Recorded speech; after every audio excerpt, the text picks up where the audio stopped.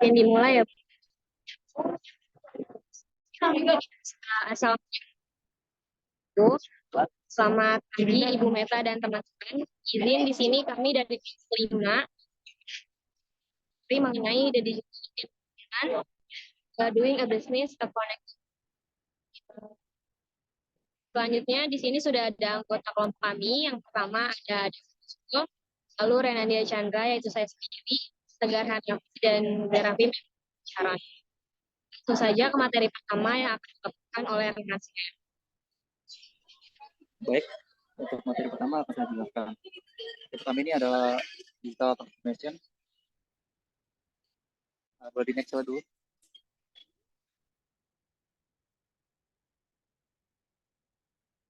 Ya. Digital transformation atau transformasi digital.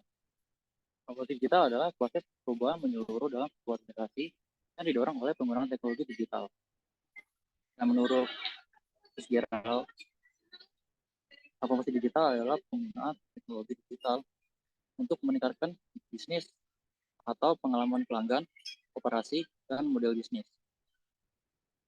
Dan tujuan utama dari transformasi digital ini adalah meningkatkan efisiensi dan produktivitas, lalu memperbaiki pengalaman pelanggan, menciptakan model bisnis yang baru, dan meningkatkan daya saing. Lalu ada prinsip dari transformasi digital sendiri, itu ada terdapat 5 poin. Yang pertama ada mencakup seluruh organisasi atau semua elemen. Lalu yang kedua, dapat dimengerti oleh semua orang. Yang ketiga, melibatkan semua orang yang ada. Lalu yang keempat adalah bersifat natural dan tidak dipaksakan. Lalu yang terakhir, ada tidak memiliki nilai titik akhir atau tenggat waktu. Ya, boleh di slide.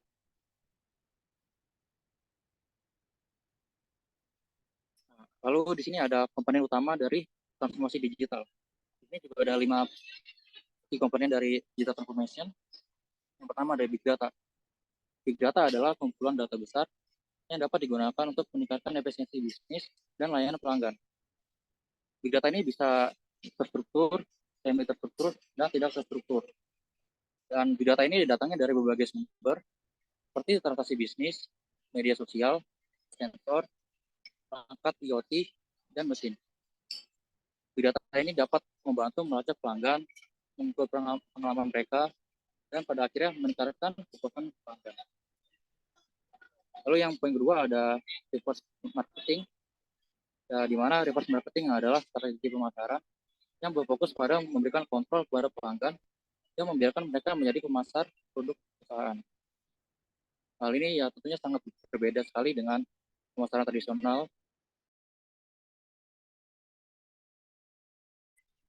Tapi reverse marketing ini justru menarik pelanggan dengan cara mendengarkan kebutuhan mereka dan menyediakan solusi yang sesuai.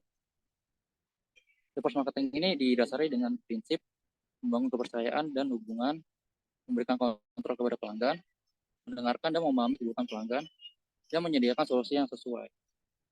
Untuk reverse marketing ini sudah dipakai oleh perusahaan Lego, di mana perusahaan Lego setiap mengeluarkan seri, dia meminta pooling dari masyarakat apa ya seri yang harus dikeluarkan selanjutnya. Lalu yang ketiga ada mobile application. Mobile application atau aplikasi adalah program perangkat lunak yang dirancang untuk dijalankan pada perangkat mobile seperti smartphone dan tablet. Tentunya di era digital ini, mayoritas pengguna internet mengakses informasi dan melakukan transaksi melalui gadget dan smartphone. Hal ini yang menjadikan aplikasi seluler sebagai platform yang ideal untuk menjangkau dan menarik pelanggan. Mobile aplikasi ini tentunya membawa banyak sekali manfaat bagi marketing. Contohnya, meningkatkan akses dan kemudahan, personalisasi dan targeting pelanggan, meningkatkan engagement, membangun loyalitas pelanggan, dan menganalisis data dan insight. Lalu poin keempat ada Internet of Things atau IoT, itu adalah sebuah konsep yang menggabungkan benda-benda fisik dan internet, yang memungkinkan mereka untuk saling berkomunikasi dan bertukar data. Dalam transformasi digital pemasaran, IoT ini memiliki potensi besar untuk meningkatkan efektivitas dan personalisasi strategi pemasaran. Dengan hadirnya IoT ini dapat membantu pengumpulan data yang lebih banyak, visualisasi pelanggan yang lebih baik, pengalaman pelanggan yang lebih baik, dan peningkatan ROI atau return on investment. Lalu yang terakhir ada automation of business process, itu ada otomasi proses bisnis yang artinya menggunakan teknologi untuk menjalankan tugas dan aktivitas bisnis secara otomatis tanpa memerlukan aktivitas manusia. Hal ini berarti bahwa perusahaan sudah menggunakan perangkat lunak atau alat lain untuk mengambil alih langkah-langkah berulang dan manual dalam suatu proses kerja, sehingga karyawannya dapat berfokus pada pekerjaan yang jauh lebih penting. Automation bisnis proses ini tentunya membawa dampak positif bagi perusahaan, seperti meningkatkan efisiensi, mengurangi kesalahan saat kerja, meningkatkan produktivitas, dan menghemat biaya. Baik, untuk materi berikutnya bisa disampaikan oleh saya.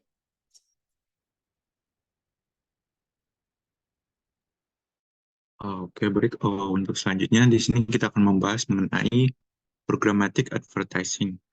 Jadi apa sih programmatic advertising itu?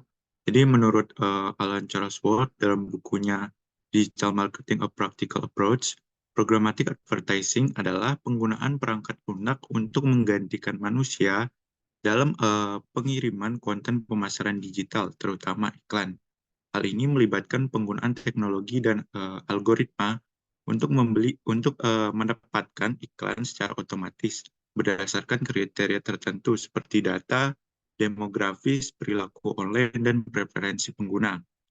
Nah, dalam programmatic advertising ini, pengiklan menggunakan platform otomatis yang memungkinkan mereka untuk menyesuaikan dan mengoptimalkan iklan secara real time. Platform program ini seringkali menggunakan algoritma machine learning untuk mengidentifikasi peluang iklan yang tepat dan mengatur penawaran secara otomatis untuk ruang iklan yang relevan bagi penggunanya. Sebagai contoh, dengan programmatic advertising, seorang pengiklan dapat menargetkan iklan mereka kepada pengguna yang memiliki minat yang relevan atau telah menunjukkan perilaku online tertentu, seperti mengunjungi situs e-commerce atau mencari produk-produk tertentu. Nah, dengan menggunakan programmatic advertising ini, iklan dapat menghemat waktu dan sumber daya yang diperlukan untuk menempatkan iklan secara manual sambil meningkatkan efisiensi dan akurasi dalam menargetkan audiens yang relevan dan mengoptimalkan pengeluaran iklan. Nah, selanjutnya kita akan membahas mengenai alat apa sih yang kita bisa gunakan untuk programmatic advertising ini. Nah, umumnya orang-orang itu menggunakan Google Ads. Nah, Google Ads ini salah satu Google Ads ini salah satu alat yang kita bisa gunakan dalam advertising online. Google Ads ini memungkinkan pengguna menampilkan iklan mereka di internet. Nah, dalam Google Ads ini kita bisa menemukan beberapa fitur seperti Google Display Network atau GDN, di mana pengguna dapat menampilkan iklan mereka di berbagai situs web, aplikasi, dan platform video. Selain itu, fiturnya juga ada yang namanya Google AdX, di mana pengguna dapat membeli dan menjual inventaris iklan secara otomatis.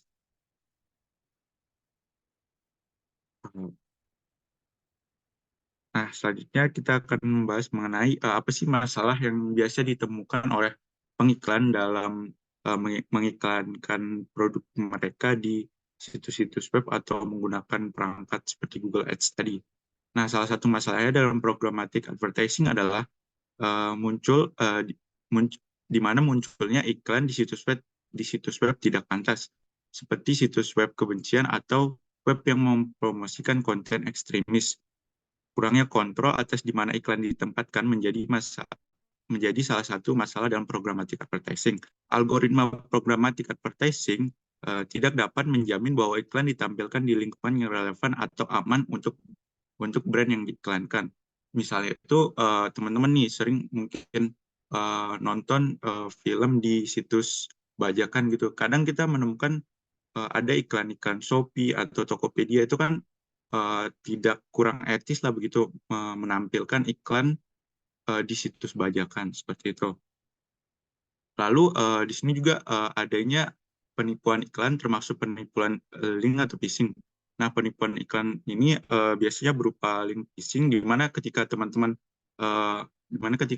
mengklik iklan tersebut biasanya data teman-teman akan terambil oleh orang yang tidak dikenal gitu.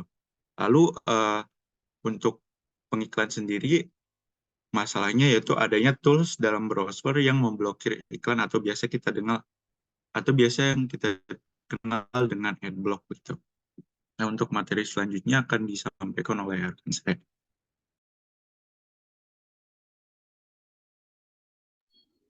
Boleh di next. Selanjutnya itu iklan terprogram telah banyak beredar di berbagai halaman web atau aplikasi juga. Namun kualitasnya diragukan. Algoritma komputer hanya mementingkan kuantitas sehingga iklan muncul di mana saja tanpa mempertimbangkan target audiens. Akibatnya tuh kayak pesan iklan bisa jadi tidak sesuai dengan sasaran. Nah, jadi ini tren periklanan bergeser lagi kembali ke kualitas. Jadi iklan harus kreatif, inovatif, dan menarik untuk mendapatkan perhatian. Pemasaran memanfaatkan data untuk menampilkan iklan hanya di platform yang efektif seperti yang dilakukan JP Morgan Chase. Pendekatan ini disebut segmentasi dan pemasaran target. Konsep klasik yang sudah lama ada di dalam dunia pemasaran. Next.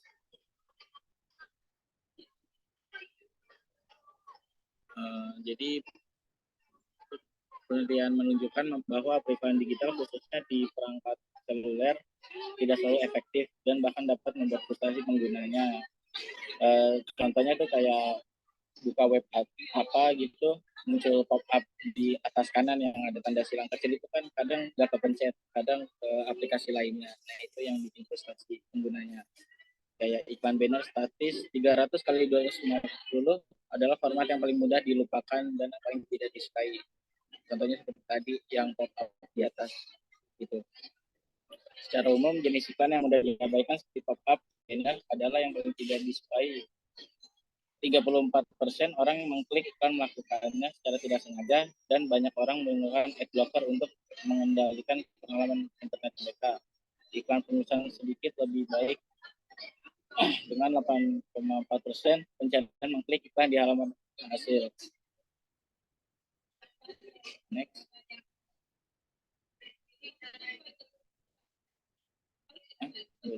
Penelitian ini juga menunjukkan bahwa pengguna cenderung menghindari iklan online dengan mayoritas melewatinya atau tidak membacanya sama sekali. Meskipun sebagian pengguna menginginkan iklan yang sesuai dengan preferensi pribadi seperti usia atau perilaku online, banyak yang tidak nyaman dengan iklan yang terlalu dipersonalisasi atau didasarkan pada data pribadi. Selain itu, iklan di platform media sosial juga sering dilewati, terutama oleh kelompok usia muda. Saluran perikanan online seperti pop-up juga tidak akan dianggap dipercaya oleh pengguna, yaitu yang tadi dijelaskan oleh rekan saya, yaitu phishing. Next. Selanjutnya akan dijelaskan oleh rekan saya.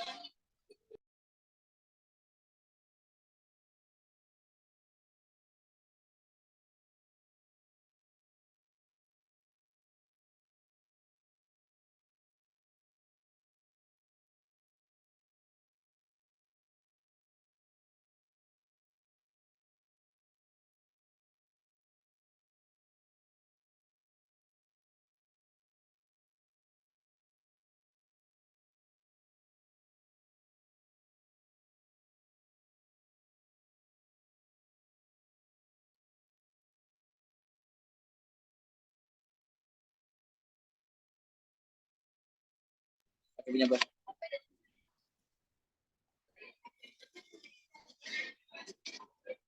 Kamera.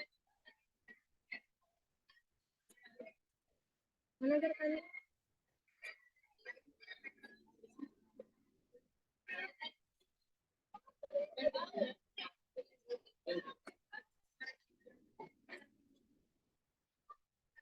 Baik, selanjutnya ada ada Artificial Intelligence, di mana menurut Russell dan Norvig dalam bukunya Artificial Intelligence edisi modern tahun 2003, Artificial Intelligence adalah perangkat apapun yang memahami lingkungannya dan mengambil tindakan yang memaksimalkan peluang keberhasilan pada suatu tujuan.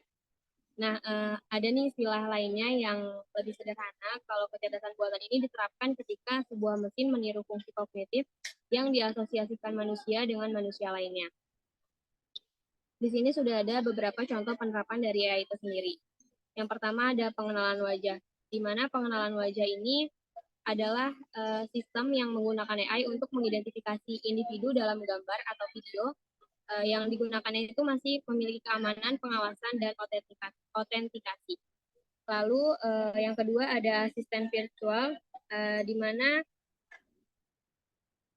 AI ini menggunakan asisten virtual untuk memahami dan merespon permintaan pengguna seperti menjawab pertanyaan, mengatur alarm, atau memutar musik. Contohnya seperti Google Assistant. Lalu yang ketiga ada otomatisasi proses bisnis, di mana AI ini digunakan untuk proses otomatisasi bisnis seperti memproses faktur, mengelola inventaris, atau mengoptimalkan rantai pasokan. Lalu yang selanjutnya ada pengobatan medis. AI ini juga digunakan untuk mendiagnosis medis gitu, memungkinkan penggunaan data medis besar untuk membuat prediksi yang lebih akurat tentang penyakit dan pengobatannya. Yang kelima ada mobil otonom, atau dengan menggunakan AI, kita dapat mengenali rute atau menghindari rintangan serta mengambil keputusan saat berkendara gitu, sehingga dapat meningkatkan keselamatan dan efisiensi transportasi. Lalu yang terakhir ada analisis data, di mana ya ini digunakan untuk menganalisis data besar dan kompleks untuk mengidentifikasi pola, tren, dan wawasan yang dapat digunakan untuk mengambil keputusan bisnis atau riset ilmiah. Next.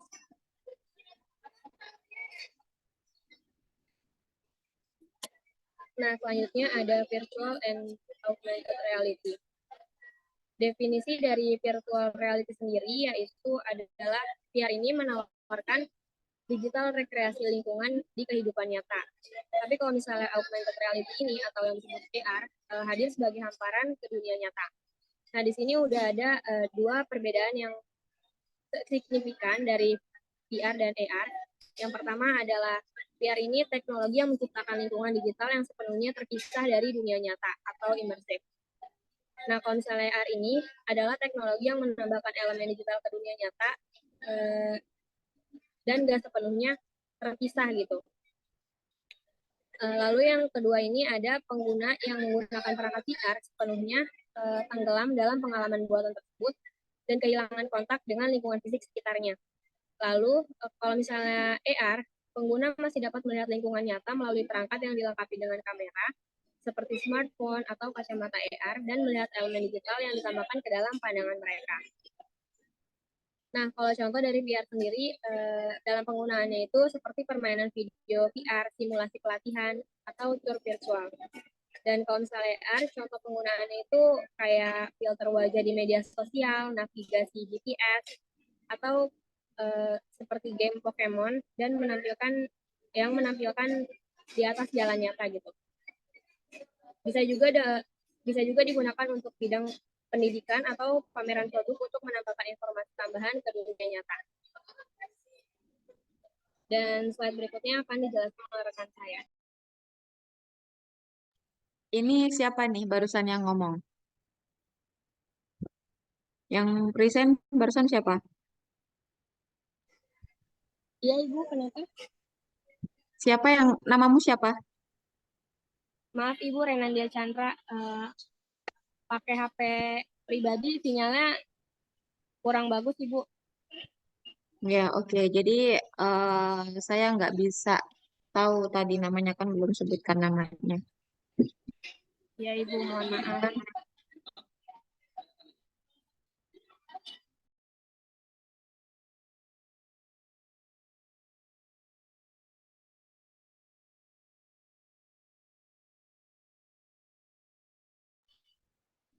Baik, yang materi berikutnya ada study case. Dan di study case ini kita mengambil produk Meta untuk study case-nya. Boleh di next slide, Bang. Oke, yang pertama-tama dibahas dari perusahaan Meta ini adalah transformasi dari perusahaan Meta itu sendiri. Yang pertama, seperti yang kita tahu, pengembangan Meta itu dimulai ketika ia bertransisi dari situs sosial menjadi dunia digital yang lebih luas. Nah, contohnya sekarang Meta itu mencakup pada banyak sosial media seperti Instagram, Facebook, lalu juga dia masih ada Threads, dan masih banyak lagi sosial media lainnya. Dan sekarang Facebook sendiri sudah mencakup basis dalam pasar online. Seperti yang kita tahu, sekarang Facebook menjadi marketplace yang sangat banyak dikunjungi oleh orang juga. Lalu yang kedua, di bidang pemasaran digital, Meta juga telah mengubah platformnya sendiri. Seperti Facebook dan Instagram, yang sekarang menjadi alat yang handal untuk di dunia iklan digital yang kuat dan efisiensi bagi para pelanggan bisnis mereka. Mereka sendiri telah mengembangkan berbagai alat dan fitur yang membantu pemasar menjadi lebih spesifik dalam penargetan pelanggan mereka. Mereka juga membantu para pemasar ini melacak kinerja iklan mereka secara real time. Dan mereka membantu juga pada pemasar agar lebih dekat dengan klien mereka melalui komunikasi langsung di berbagai saluran digital. Lalu yang terakhir, perusahaan Meta juga tidak berhenti mengajukan informasi yang meningkatkan pengalaman penggunanya di platform mereka. Inisiatif ini mencakup pengembangan antarmuka atau interface yang lebih ramah, mencapai tingkat personalisasi konten yang lebih tinggi, dan mengintegrasikan teknologi baru seperti kecerdasan buatan ke dalam sistem untuk mengoptimalkan konten yang ditampilkan sehubungan dengan relevansi dengan penggunanya. Baik, untuk slide berikutnya bisa dijelaskan oleh Mas Rai.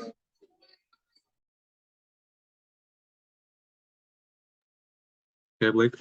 Untuk selanjutnya di sini ada advertising on Meta. Meta mengoperasikan sejumlah besar platform online seperti Facebook, Instagram, dan WhatsApp yang semuanya berperan sebagai ruang iklan digital. Nah, salah satu tools dalam Meta ini adalah Meta Ads, ya, di mana uh, uh, pengguna disediakan oleh Meta untuk membuat iklan secara pribadi, menargetkan dan mengukur kampanye iklan mereka di berbagai platform Meta seperti Facebook, Instagram, atau Threads. Dengan Meta Ads ini, pengiklan memiliki kontrol penuh atas pengelolaan iklan mereka, termasuk pemilihan format iklan yang sesuai dengan tujuan kampanye, penentuan anggaran dan jadwal iklan, serta penargetan audiens yang sangat spesifik berdasarkan demografis, minat, dan perilaku pengguna. Selain itu, Meta Ads menyediakan berbagai alat analisis dan laporan kinerja yang memungkinkan pengiklan untuk memantau dan mengevaluasi efektivitas kampanye atau iklan mereka secara real time, sehingga memungkinkan pengoptimalan strategi iklan dan pencapaian hasil yang lebih baik. Nah, di sini udah ada salah satu contoh dari Meta Ads, atau sini lebih tepatnya Facebook Ads. Di sini kita bisa lihat ada berbagai macam tools yang bisa kita gunakan untuk iklan kita. Untuk selanjutnya, kita akan membahas mengenai apa sih masalah yang ada dalam Meta Ads itu. Nah, di sini ada beberapa masalah. Yang pertama, brand safety. Programmatic advertising pada Meta dapat menyebabkan resiko brand safety karena iklan dapat muncul di situs web atau grup-grup dalam Facebook yang tidak diinginkan atau konten yang kontroversial. Lalu ada fraudulent activities, di mana ad fraud ini merupakan ancaman di programmatic advertising, di mana iklan dapat dilihat atau diklik oleh bot, bukan oleh manusia. Ini menyebabkan pelaporan kinerja yang tidak akurat, sehingga ini akan memungkinkan kesalahan dalam pengambilan keputusan untuk rencana pengiklanan selanjutnya. Lalu ada lack of transparansi atau kurangnya keterbukaan dari perusahaan Meta. Kadang-kadang proses advertising tidak cukup transparan dan pengiklan mungkin tidak memiliki visibilitas penuh terhadap tempat di mana iklan mereka muncul atau bagaimana biaya ditetapkan. Lalu algoritmanya juga kadang tidak secara terbuka disampaikan oleh Meta kepada penggunanya.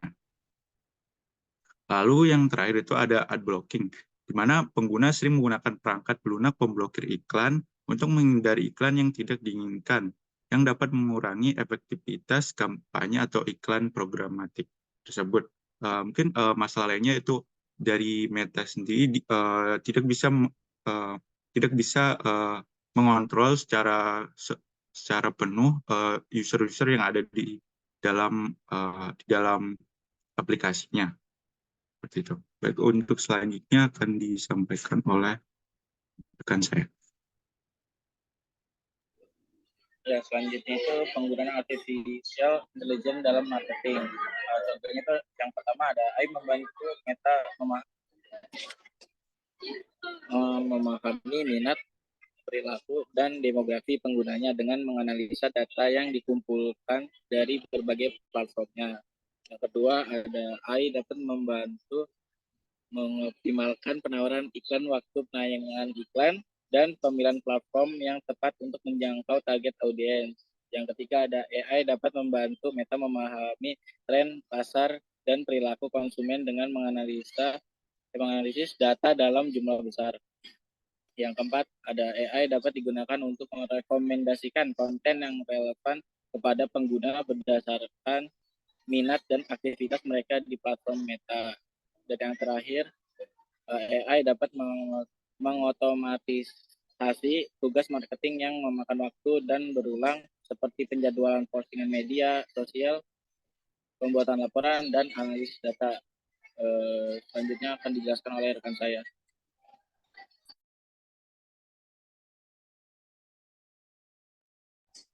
Baik, yang selanjutnya ada penggunaan dari virtual and augmented reality. Meta atau sebelumnya Facebook berinvestasi besar dalam VR dan AR sebagai teknologi kunci untuk membangun metaverse, ruang virtual 3D di mana orang dapat berinteraksi, bekerja, dan bermain. Nah, berikut ada beberapa contoh nih penggunaan dari VR dan AR pada Meta. Untuk virtual reality ini, ada Meta Quest 2 atau headset VR mandiri yang memungkinkan pengguna untuk bermain game, menonton film, dan bersosialisasi di dunia virtual. Nah, kalau misalnya untuk augmented reality atau AR, ada Spark AR atau platform AR yang memungkinkan pengguna untuk membuat filter dan efek AR untuk Instagram dan Facebook.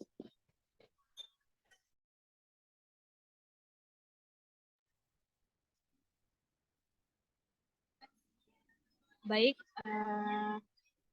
sekian dari presentasi kelompok 5. Apakah ada yang ingin ditanyakan atau memberi tanggapan dari teman-teman?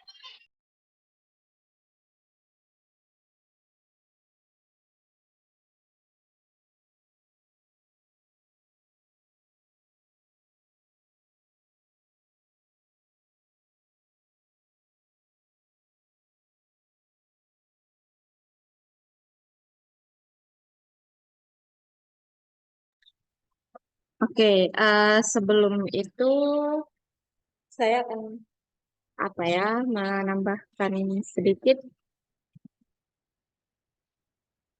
Silakan boleh di stop share screen-nya.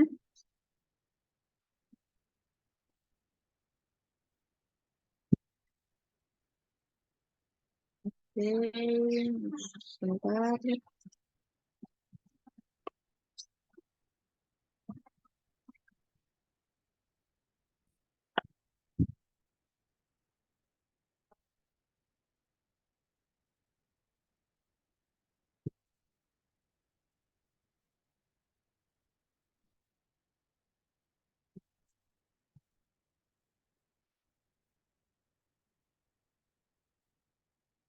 Oke, sudah terlihat ya? Sudah, Bu. Terlalu besar tapi ya?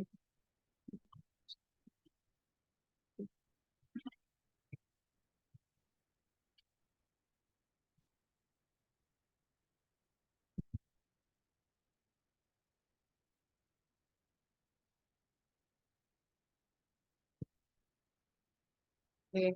Sebentar. Nah, jadi setelah terima kasih kelompok 1 yang sudah mempresentasikan hasil dari diskusi kalian, gitu ya.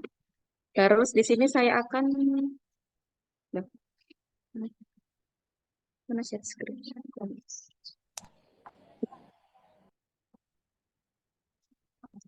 Oke. Oh, nah. Bentar. Masih kelihatan ya? Bu. Kelihatan, Bu. Oke, mana sih? Nah, ini. Jadi, seperti yang sudah disampaikan oleh teman kalian, bahwa sekarang itu kan kita di dunia digital marketing itu sudah banyak sekali perubahan dari yang awalnya tradisional atau konvensional menjadi hal yang lebih modern gitu ya.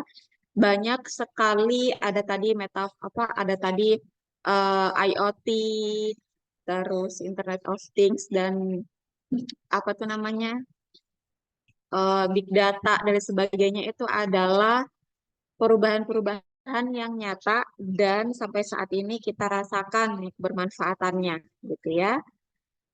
Terus kemudian salah satunya itu yang ingin saya garis bawahi, kalian udah tahu belum kalau Bisdik itu punya VR? Udah tahu Tahu, belum? Bu. Udah, Bu. Tahu ya? Udah dikasih tunjuk ya sama Pak Osli, udah kalian merasakan? Belum, Bu. Ya.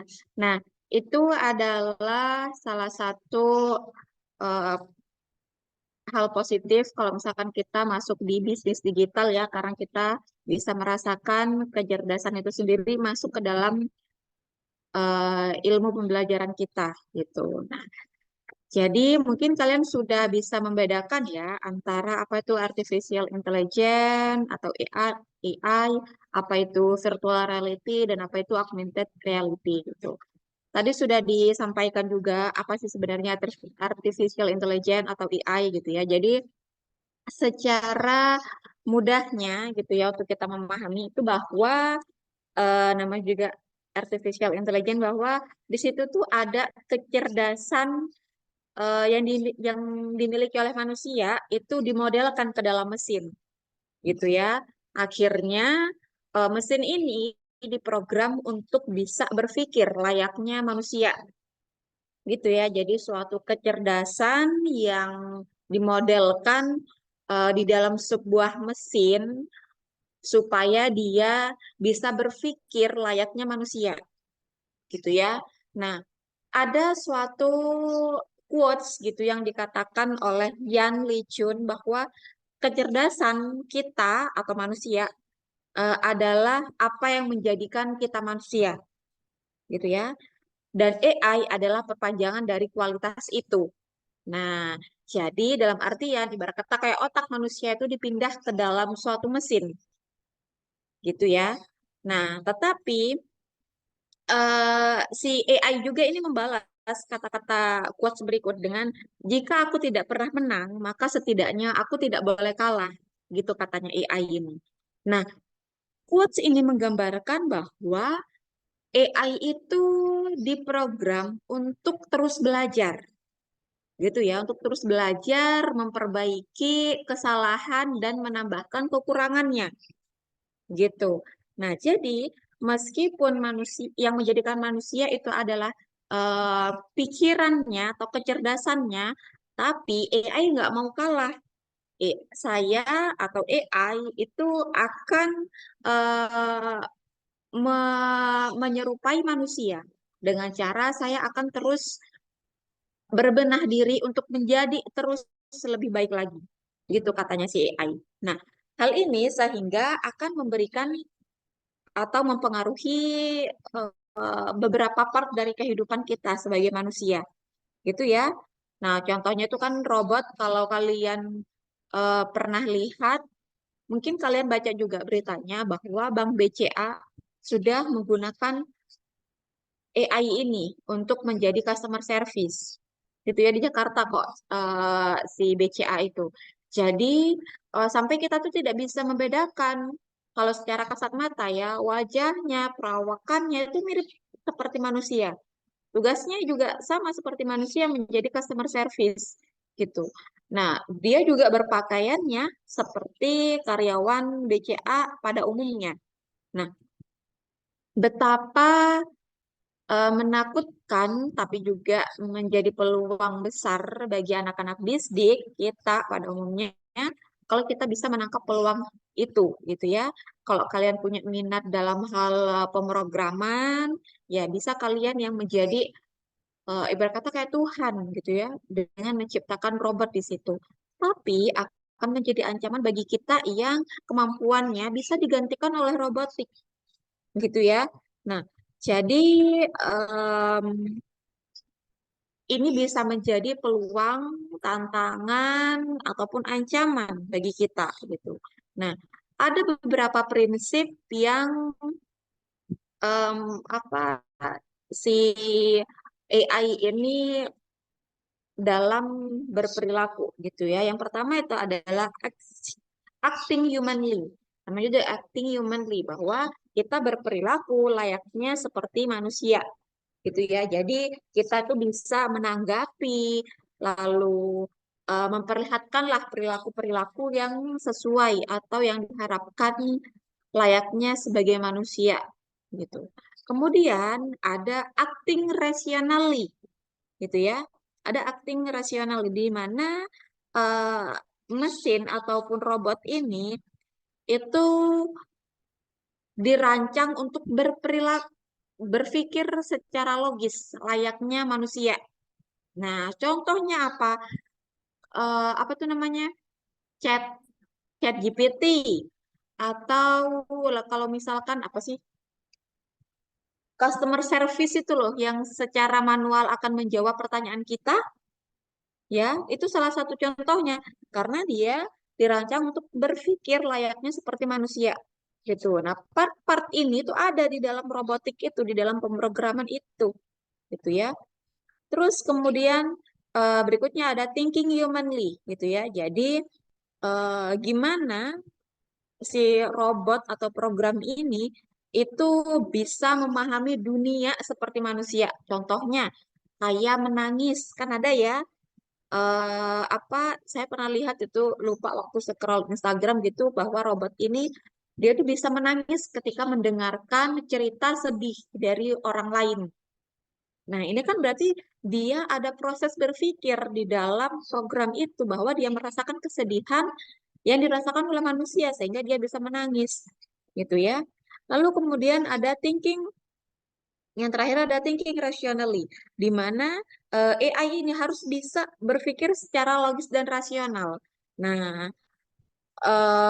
ketika memberikan ataupun menerima tugas-tugas yang diberikan oleh manusia. Nah, jadi dia akan memahami logika dari gimana ya kalau misalkan saya di apa saya tuh berjalan ini saya AI ya saya robot saya berjalan terus tiba-tiba di depan itu ada duri gitu kan nah oh kalau manusia biasa ada duri seharusnya saya melompat gitu nah jadi si robot ini bisa merasakan di situ ada bahaya akhirnya dia melompat nah dia akhirnya diberi apa diberi program gitu ya, di mana dia itu bisa berperilaku layaknya seorang manusia. Kalau ada bahaya berarti dia meloncat dan lain sebagainya. Nah, 4 prinsip inilah yang ada di program tersebut sehingga kenapa kok bisa dikatakan mirip manusia. Seperti itu. Nah, kalau misalkan kita kaitkan dengan dunia marketing kita saat ini, itu penerapannya ada di mana aja sih gitu ya. Yang pertama itu ada di e-commerce. Nah, jadi eh, oh ini sudah dijelaskan ya sama teman-teman kalian tadi bahwa bisa dilakukan untuk menganalisis data pelanggan gitu kan kalau misalkan kita punya data mentah tiba-tiba terus kita langsung masukkan ke suatu aplikasi jebret langsung dia berapa persentase si kulit merah, berapa persentase 70% berapa orang gitu ya. Nah, itu kemampuan untuk mengolah data yang saat ini bisa kita rasakan dampaknya untuk e-commerce. Nah, terus kemudian salah satu contohnya juga di bidang HR management, mungkin kalian sudah pernah dengar bahwa orang-orang SDM saat ini, ketika kalian mengirimkan lamaran pekerjaan itu udah nggak perlu lagi menggunakan apa tuh namanya tulis tangan atau menambah pekerjaan HR dengan screening satu persatu dari calon karyawan ini yang mendaftar gitu. Enggak kayak gitu. Sekarang itu sudah ada aplikasi yang bisa memudahkan cara kerja HR. Jadi tuh saya lupa ya namanya apa gitu. Mungkin kalian juga sudah tahu dan bahkan namanya juga tahu kalau ketika kertas HVS yang ataupun kita mengirim email ya, kita download PDF-nya gitu sebagai HR, lalu dimasukkan data PDF kita itu data diri kita ke dalam suatu program itu langsung bisa men-screening atau membaca berapa kali atau berapa persen si X ini menuliskan kata-kata sopan atau berperilaku jujur, bertanggung jawab, dan sebagainya. Misalkan skornya ada 50% gitu ya. Nah, sedangkan si HR management ini, dia mengkategorikan bisa masuk ke tahap berikutnya apabila kategori bertanggung jawab, jujur, dan lain sebagainya itu di atas 60%. Otomatis CV kalian itu sudah langsung dilempar, tidak masuk ke putaran berikutnya. Gitu ya. Nah, jadi sekarang udah nggak capek lagi dan ini bisa dilakukan hanya dengan 15 menit aja. Gitu ya. Nah, jadi betapapun eh, kalian misalkan mau mengirim CV itu ditulis atau dibentuk warna-warni dan lain sebagainya, tapi kalau tidak mengandung kata-kata itu ya udah berarti nggak masuk ke putaran berikutnya gitu. Nah, pekerjaan-pekerjaan itulah yang memberikan manfaat bagi manusia dengan adanya AI ini, gitu ya. Nah, kalau nggak salah tuh namanya CV apa AT4 ya, atau apa sih namanya modelnya itu. Jadi itu cuman hitam putih gitu kita nuliskannya sebagai pelamar pekerjaan, nggak yang bermodel-model seperti kita lihat di Canva, nggak seperti itu. Warnanya hitam putih kalau nggak salah ya. Nah, terus kemudian eh, penerapannya AI di dalam dunia marketing ya chatbox seperti yang sudah saya sampaikan tadi ya atau ini sudah dijelaskan oleh teman-teman kalian. Lalu bagaimana kekurangan penerapan dari AI ini? Nah, biaya. Karena penggunaan AI itu sangat mahal, teman-teman. Harus membutuhkan modal sekian untuk bisa menggunakan AI, gitu ya. Jadi hanya orang-orang tertentu, perusahaan tertentu yang bisa menggunakan AI ini. Kemudian bagaimana kita manusia skillnya monoton bisa diduplikasi, akhirnya kita kehilangan pekerjaan. Ataupun ini ada diskriminasi dalam artian kan AI itu juga membacanya misalkan tidak representatif ya datanya tidak bisa mewakili data secara keseluruhan gitu. Itu salah satu kekurangan dari penerapan AI. Nah, lalu kemudian bagaimana dengan VR, virtual augmented maupun IR, augmented reality. Nah, jadi VR itu kan berbeda ya dengan AI, bahwa kalau VR itu bagaimana sih kita itu bisa berinteraksi dengan suatu lingkungan yang tidak nyata, tapi dinyatakan oleh suatu program. Nah, seperti yang kalian pakai punya Pak Ausli itu, punya Bisdik gitu ya. Nah, itu salah satu itu adalah VR gitu ya. Bagaimana kita itu bisa membuat dunia yang tidak nyata menjadi nyata. Nah, jadi lingkungannya itu ditiru gitu ya. Nah, augmented reality itu adalah turunannya dari VR, gitu ya. Jadi turunannya dari VR bahwa IR itu gimana sih kita sebagai pengguna itu bisa melihat eh, objek itu secara nyata, padahal kita nggak datang ke tempatnya secara langsung, gitu ya. Nah, banyak sekali potensi-potensi yang bisa kita rasakan saat ini itu ketika adanya AR ini ataupun VR. Nah, yang pertama gitu ya, bagaimana mengubah masalah menjadi peluang. Ini saya punya contohnya IKEA ya, perusahaan furniture yang terkenal. Nah, jadi IKEA ini mengeluarkan suatu terobosan pada waktu COVID, pada saat COVID, di mana orang-orang tidak bisa mengunjungi IKEA secara langsung. Nah, padahal sedangkan produk-produk IKEA itu harus terus keluar, dalam artian harus ada penjualan nih gitu ya. Akhirnya IKEA itu membuat yang namanya IKEA Place. Nah, IKEA Place ini, misalkan nih saya butuh kursi gitu ya. Nah, jadi saya download IKEA Place, lalu saya hadapkan kameranya di mana tempat yang akan saya berisikan kursinya gitu ya. Jadi pakai kamera terus disorot gitu ya. Nah, kamera itu akan secara otomatis mengukur nih jarak berapa meter sih ubin tempat ini yang akan diisi oleh kursi gitu. Akhirnya berisilah rekomendasi produk-produk yang sesuai gitu ya. Ada A, B, dan C gitu. Nah, akhirnya konsumen ini nggak perlu susah-susah lagi mengunjungi IKEA gitu karena sudah ada IKEA Place ini tadi. Nah, itu eh, masalah ya, mengubah masalah menjadi peluang. Coba kalau nggak ada COVID, mungkin tidak akan ada IKEA Place itu. Nah, ini contohnya. Terus kemudian ada yang namanya kalau di Indonesia sendiri itu namanya Sinta VR. Ada Sinta VR.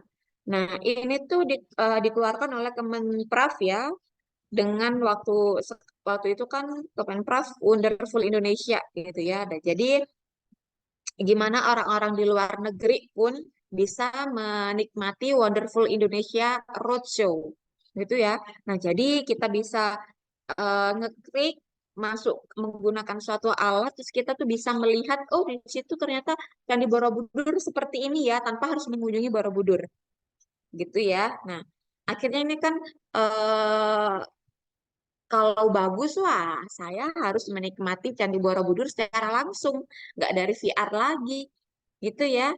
Nah, jadi banyak sekali hal-hal yang saat ini bisa kita rasakan dengan hadirnya kecerdasan buatan ini. Gitu, teman-teman. Kurang lebihnya silakan disambung dengan tanya jawab ya.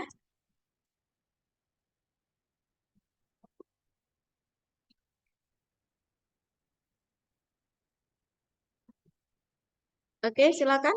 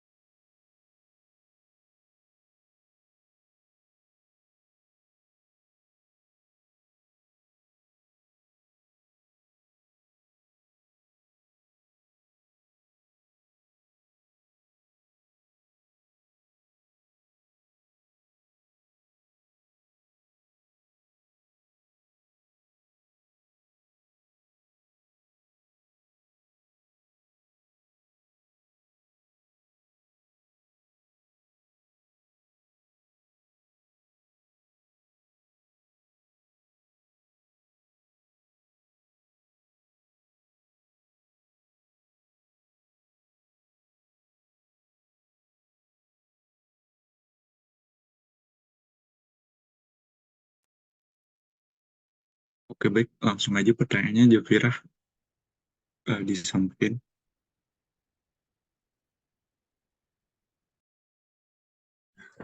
Baik, terima kasih atas kelompok Adam dan teman-teman untuk kesempatannya. Saya Zafira Sabrina izin bertanya. Pada PPT dijelaskan bahwa periklanan digital khususnya di perangkat seluler tidak terlalu efektif dan terdapat beberapa problem.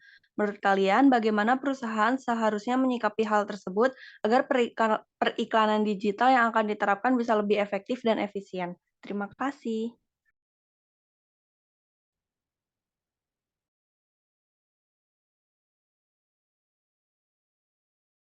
Oke, sama-sama Jafira. Boleh selanjutnya Imelda bertanya. Baik, terima kasih untuk kelompok atas pemaparan materinya. Saya Imelda Bella Clarissa izin bertanya, ada nggak sih peran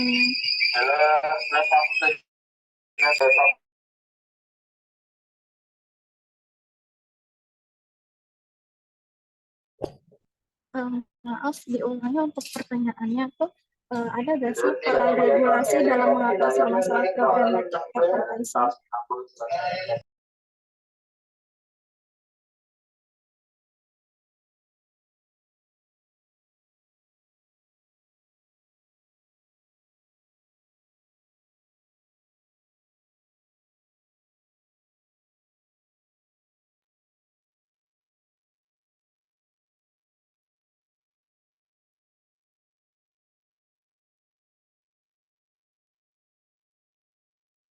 Oke, terima kasih Imelda atas pertanyaannya. Boleh dilanjutin sama Mulia.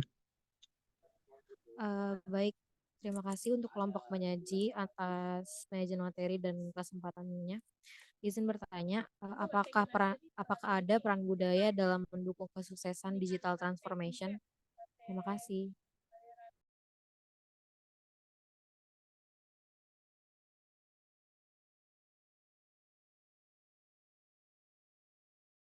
Oke, thank you Mul atas pertanyaannya.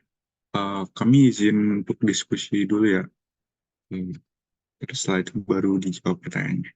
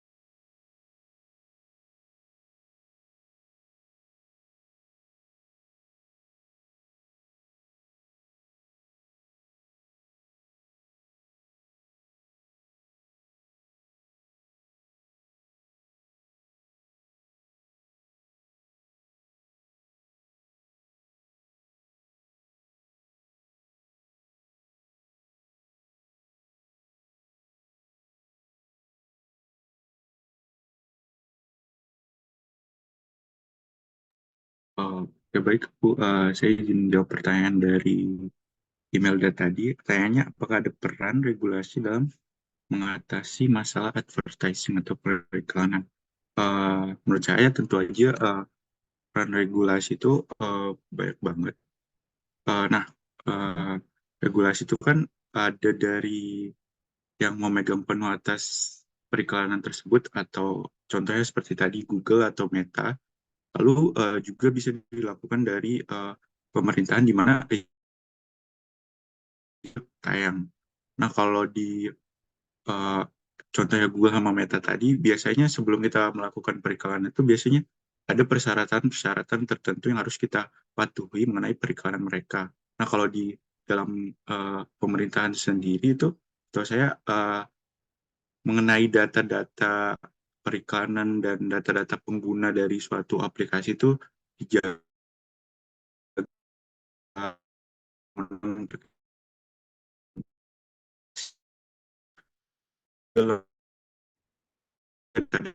di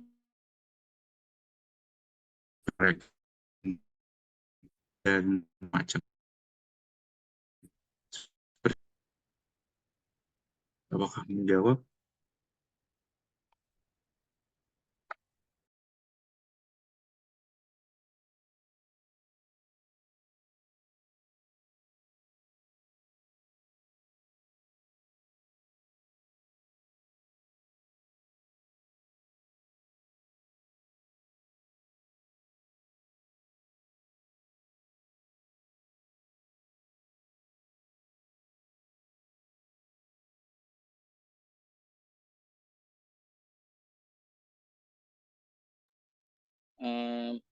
Selanjutnya saya akan menjawab pertanyaan dari Zafira, yaitu periklanan digital khususnya di perangkat seluler tidak terlalu efektif. Nah, pertanyaan menurut kalian bagaimana perusahaan seharusnya menyikapi hal yang tersebut agar periklanan digital yang akan diterapkan bisa lebih efektif dan efisiensi.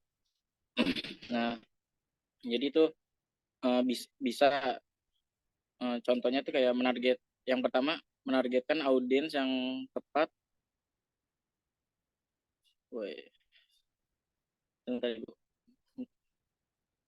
Nah, ini. Aduh, ini layarnya bentar. Ada. Yang pertama itu menargetkan audiens yang tepat. Misalnya sebuah perusahaan makanan dapat menggunakan data demografis dan perilaku online untuk menargetkan iklan mereka pada kelompok usia dan minat yang paling memungkinkan tertarik dengan produk mereka. Yang kedua ada mengoptimalkan pengalaman pengguna sebagai sebuah aplikasi e-commerce dapat menghadirkan iklan yang sesuai dengan format dan ukuran layar perangkat HP serta menempatkannya dengan strategis agar tidak mengganggu pengalaman belanja online. Yang ketiga ada menggunakan konten yang relevan dan menarik. Kayak sebuah merek fashion dapat membuat konten yang menarik seperti tutorial gaya atau video behind the scenes untuk menarik perhatian target audiens mereka yang berminat dengan tren mode terkini. Itu jawaban saya untuk pertanyaan dari Zafira. Apakah Sudah menjawab. Terima kasih, Tegar.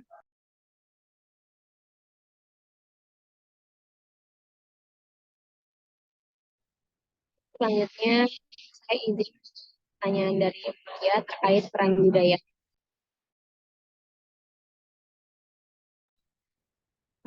Nah, kunci dalam mendukung kesuksesan transformasi digital. Nah, diyakini untuk mencapai keberhasilan dalam digital transformation yang terbuka terhadap perubahan, inovasi, dan kolaborasi lintas skill. Dengan dorongan sikap proaktif organisasi itu dipastikan juga perusahaan secara aktif transformasi digital dengan kami menjadi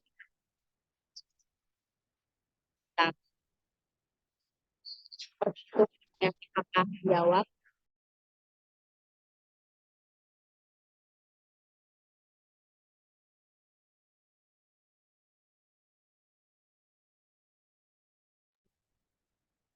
Oke.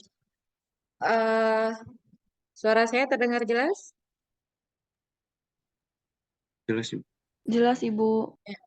Jadi saya akan menambahkan beberapa hal peran budaya menanggapi kecerdasan buatan atau AI dan lain sebagainya, gitu ya.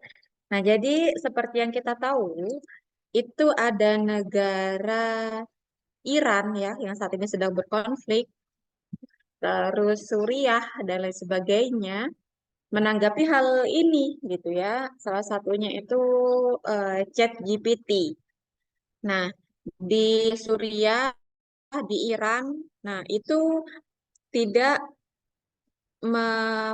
tidak membenarkan penggunaan ChatGPT gitu atau penggunaan ChatGPT itu dilarang gitu ya. Karena apa? Mereka berpikir bahwa ketika warga negaranya menggunakan ChatGPT, maka share informasi itu akan lebih luas gitu ya. Ketika kita mencari bagaimana XXX gitu ya, misalkan warga negara si Iran ini, maka pertanyaan itu kan bisa dikonsumsi oleh publik gitu ya. Dalam hal ini adalah Amerika Serikat gitu ya, di mana Amerika Serikat itu kalau sama Iran sama Suriah kan emang mereka berkonflik ya gitu. Mereka tidak sepaham gitu. Akhirnya informasi ini bisa dimanfaatkan oleh Amerika untuk membuat suatu hal gitu. Akhirnya penggunaan ChatGPT ini tidak diperkenankan di negara tersebut atau dilarang gitu ya. Terus kemudian em, pengaruh budaya juga ada di Jepang gitu ya. Yang kita tahu Jepang itu kan orangnya sangat suka membaca ya. Terus orangnya juga terhadap perkembangan informasi juga tidak membatasi gitu. Tapi bagaimana AI ini itu adanya AI itu dapat dimanfaatkan dengan baik dan benar gitu ya. Akhirnya Jepang itu membuat suatu peraturan perundang-undangan gitu ya, namanya itu ya Undang-Undang Kecerdasan Buatan dan Data gitu. Nah, di Jepang negara ini membuat undang-undang tersebut untuk mengatur apa saja yang bisa digunakan atau membatasi penggunaan dari AI itu sendiri gitu. Karena prinsip-prinsip dari negara Jepang itu kan banyak sekali ya yang dianut gitu kan. Jadi mereka tidak membenarkan apabila AI ini disalahgunakan penggunaannya gitu. Jadi namanya itu ada social principle gitu ya, di mana filosofi dasar yang ditetapkan AI di dalam masyarakat itu ada martabat manusia, keberagaman dan inklusi, serta keberlanjutan. Nah, kalau ngomong-ngomong tentang keberlanjutan, seperti yang kalian tahu sendiri bahwa banyak sekali kota-kota kecil di Jepang itu yang penduduknya itu minus, bahkan sudah sepi dari penduduknya gitu ya, udah banyak yang mungkin meninggal atau eh, mereka pergi ke tempat lain gitu ya karena penduduknya sudah sedikit. Jepang itu minim pertumbuhan penduduk kan, dia mengalami minus di pertumbuhan penduduk. Bahkan kalau misalkan melahirkan itu maka akan dikasih bonus dan sebagainya gitu ya. Nah, jadi hal ini itu akan mencakup tentang, nah, Jepang juga kan sangat concern terhadap pendidikan. Nah, bagaimana AI itu dibatasi? Ada beberapa hal yang tidak diperkenankan itu ada di dunia pendidikan, gitu ya. Nah, jadi takutnya itu mereka ter akhirnya mereka tuh males untuk menggunakan fitrahnya berpikir gitu ya dibandingkan dengan menggunakan eh, kecerdasan buatan ini gitu. Jadi mereka tidak melarang tapi adanya pembatasan tertentu gitu. Nah, hal ini kan akhirnya ada pengaruh budaya Jepang di situ ya, di mana Jepang itu adalah negara yang nomor satu di pendidikannya, nggak nomor satu juga karena nomor satu kan ini ya, mana tuh namanya? New Zealand. Kok New Zealand ya? Mana negara pendidikan nomor satu ternyaman? Finlandia bukan? Nah, Finlandia. Finlandia, ya. Nah, tapi concern Jepang juga terhadap pendidikannya tinggi. Gitu ya. Jadi peran budaya itu ada banget ya di penerapan AI ini gitu. Oke, silakan dibuka pertanyaan kloter kedua apabila ada.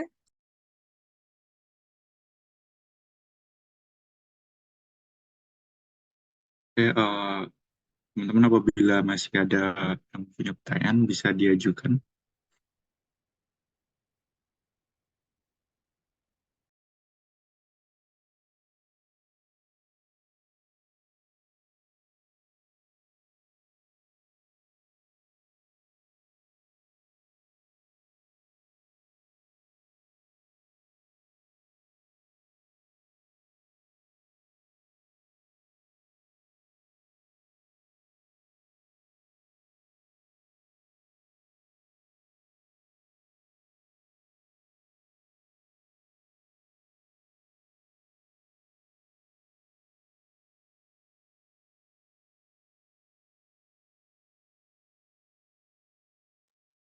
Nggak ada?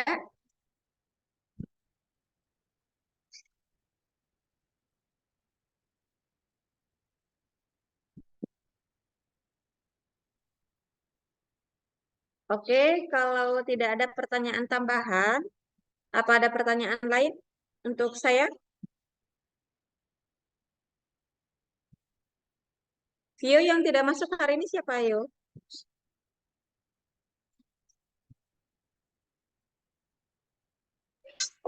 Hadir semuanya, Bu. Hadir semua. Oke, hadir semua ya. Terima kasih teman-teman untuk partisipasi dan kehadirannya di pertemuan kedua hari ini. Semoga sehat selalu. Ilmu yang kita diskusikan bermanfaat. Saya tutup. Wassalamualaikum warahmatullahi wabarakatuh. Waalaikumsalam warahmatullahi wabarakatuh. Terima kasih, Bu. Sama-sama. Saya izin live ya.